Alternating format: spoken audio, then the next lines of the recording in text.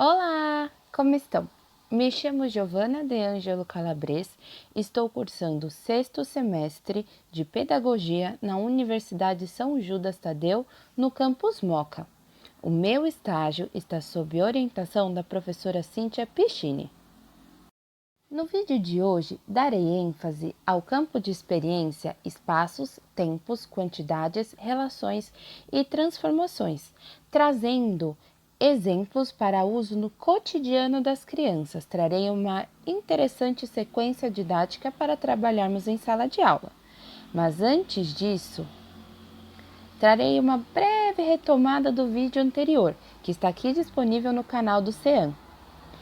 No vídeo anterior, eu falei sobre os 5 campos de experiências presentes na BNCC, dando ênfase no campo escuta, fala, pensamento e imaginação. Trouxe também um belo exemplo de aula para ser utilizado no nosso cotidiano, que se chama a aula da Mystery Box, a caixinha do mistério. Para vocês saberem mais, podem procurar o vídeo aqui no CEAM e bom divertimento! Mas quais são esses campos de experiência mesmo? Os campos de experiência são o eu, o outro e o nós, corpo, gestos e movimento, traços, sons, cores e formas, escuta, fala, pensamento e imaginação e hoje o que trabalharemos? Espaços, tempos, quantidades, relações e transformações. Bom, espaços, tempos, quantidades, relações e transformações, representado pela sigla ET na BNCC, é o campo que possui ênfase em experiências que favorecem a construção de noções espaciais, mas interligado com noções de estática, o longe e o perto, e situação dinâmica, o frente e para trás, de forma que com isso seria possível a organização de um esquema corporal. São habilidades de extrema importância para a criança, assim ampliando sua possibilidade e preparando-a para situações cotidianas. É necessário compreendermos que a criança pequena, primeiro, tem sua noção de espaço e tempo baseadas em pontos de referência, como noções de dia e noite, espaço, área, direção e assim por diante. As crianças estabelecem relações antes mesmo de serem inseridas no espaço escolar. Por exemplo, quando bebês relacionam-se através de expressões pontuais, assim conseguindo transmitir alguma mensagem para seus responsáveis. No âmbito escolar, por exemplo, podemos trazer situações comparativas entre folhas, onde, mesmo sendo de diferentes formatos e tamanhos e nascendo em diferentes árvores, continuam recebendo o mesmo nome, folha. Para desenvolvermos o conceito de transformação, como compreender o estado sólido para o líquido, líquido para o gasoso e assim por diante, podemos preparar uma receita de geleia ou até mesmo muito mais simples, preparar gelo com as crianças, para assim mostrarmos a passagem do sólido para o líquido ou pastoso, como o caso da geleia, e do líquido para o sólido, que é o caso do gelo. Além disso, também se deparam com conhecimentos matemáticos, como a contagem, ordenação, relações entre quantidades, dimensões, medidas, comparação de pesos e de comprimentos, reconhecimento de formas geométricas e muitas outras habilidades. Portanto, é na educação infantil, na base de toda educação, que é preciso a promoção de brincadeiras e interações movidas de forma a manipular esses conceitos matemáticos e abstratos como de tempo, espaço e muito mais, sem perder a compreensão da importância dos espaços e tempos tão necessários para a criança inserir-se no cotidiano. Parece meio complicado, não é? Mas eu vou trazer um exemplo de uma sequência didática para ser dada em 8 aulas que desmistificará este campo de experiência em você, professor, ou até mesmo você, pai que acompanha a BNCC.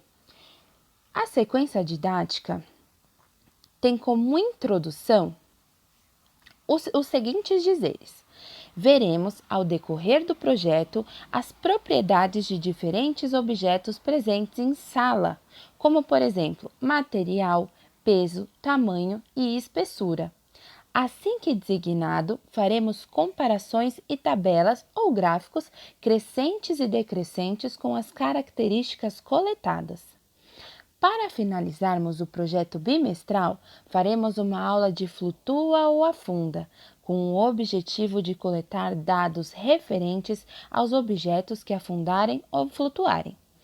Esta atividade será repetida 2 vezes, tanto no meio do processo de estudo sobre as propriedades, quanto ao finalizarmos o projeto, para que assim possamos avaliar o entendimento de cada um sobre estes fenômenos, bem como diferenciação de tamanho, peso e material de diferentes objetos.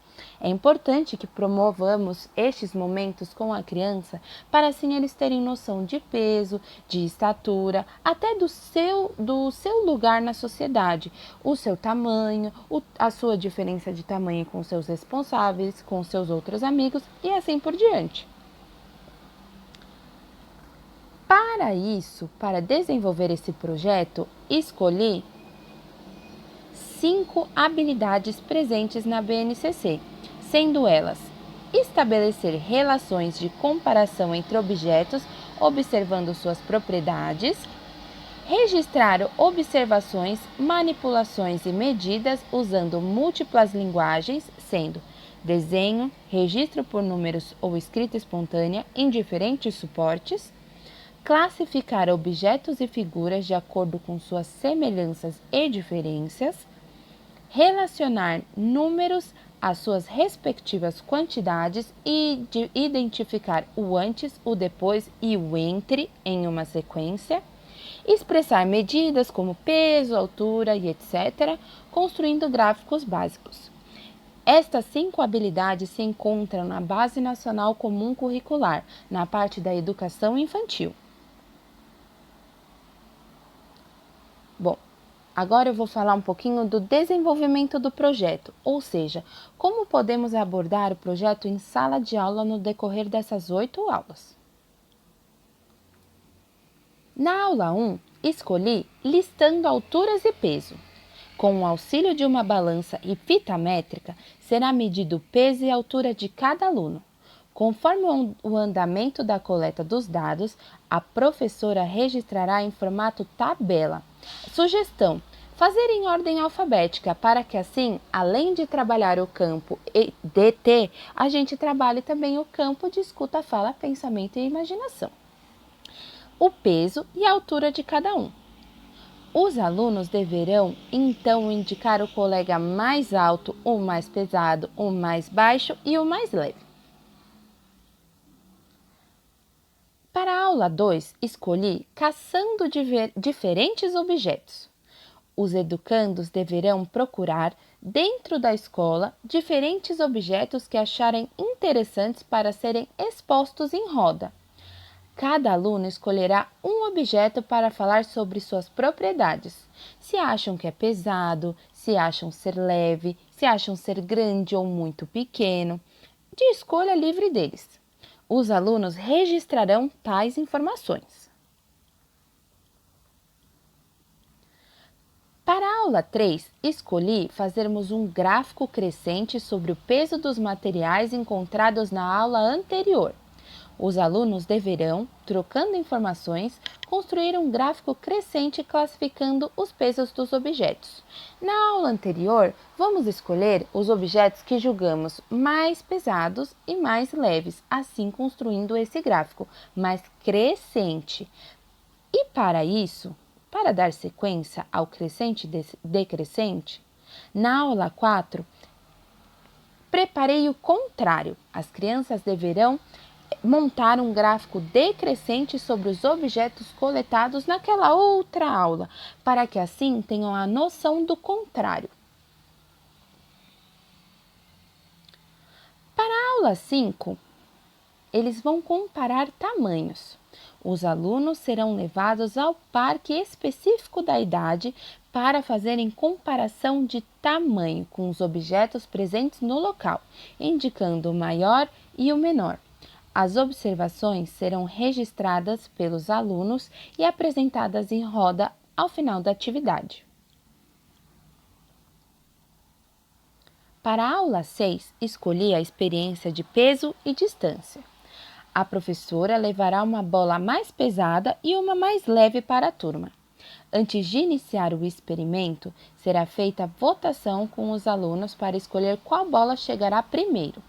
Feita a votação, registrando a quantidade de votos para cada bola na lousa, a professora rolará as duas bolas ao mesmo tempo e no mesmo sentido para ver qual chegará primeiro do outro lado. O resultado também será registrado na lousa. Com essas bolas, também é interessante fazer atividade de flutua ou afunda. Você pode pegar diferentes tamanhos de bola com diferentes pesos, sendo bolinha de gude, até mesmo bolinha de papel, bolinha de borracha, preparar uma grande bacia e fazer atividade de afunda ou boia, nesta mesma aula, para eles entenderem um pouquinho mais.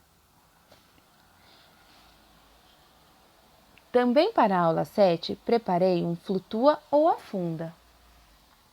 Com um balde cheio de água posicionado ao centro da roda, os alunos serão direcionados pela professora para pegarem objetos presentes na sala para que seja realizada a experiência do flutua ou afunda.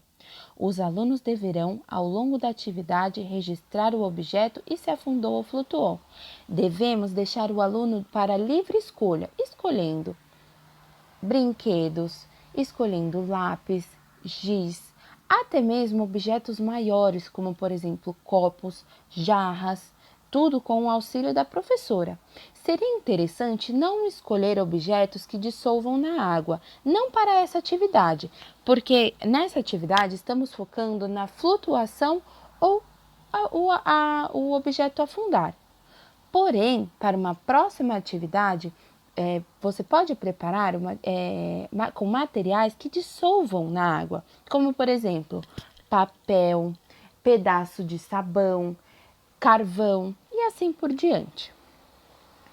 E para finalizar, a aula 8 será dado um gráfico geral da sala. Os alunos confeccionarão em conjunto um gráfico único feito de feltro, ao qual as informações existentes no mesmo serão a quantidade de objetos que afundaram e que flutuaram. A professora cortará o feltro em quadrados e cada quadrado será relacionado a um objeto. Por exemplo, 7 afundaram e 10 flutuaram.